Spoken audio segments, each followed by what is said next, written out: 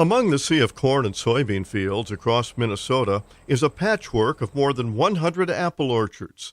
These orchards collectively produce about 20 million pounds of apples each year. Timber Lake Orchard near Fairmont has been in operation for nearly 40 years.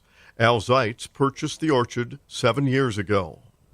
Raising apples is a very labor-intensive love affair, I guess, if you want to call it that. We start pruning trees about February time frame, and the season just kind of goes all the way through until it freezes up, and we pick our last apples just before the last freeze in October, November time frame. Zeitz says there are about 2,800 trees featuring more than a dozen varieties in the orchard that covers about 5 acres. Many of the apple varieties were developed at the University of Minnesota and are adapted to the state's growing conditions.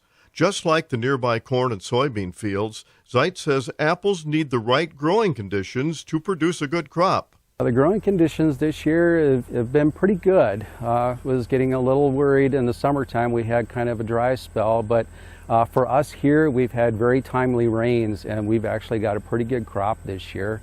It all starts out with the pollination in the spring, and sometimes if we have a little cold weather, sometimes the bees don't want to cooperate and pollinate. So that's where it all starts. If we have a good pollination and a good fruit set, usually then it's up to making sure that we maintain the trees through insect mitigation and fungicide mitigation as well. And then of course we just need the rain. Apple harvest season usually runs from late August until the first freeze in October or November, making this nearly a year-round enterprise.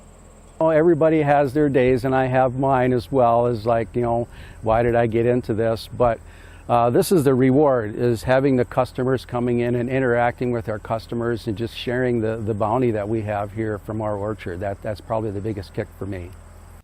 This is Lynn Ketelsen reporting.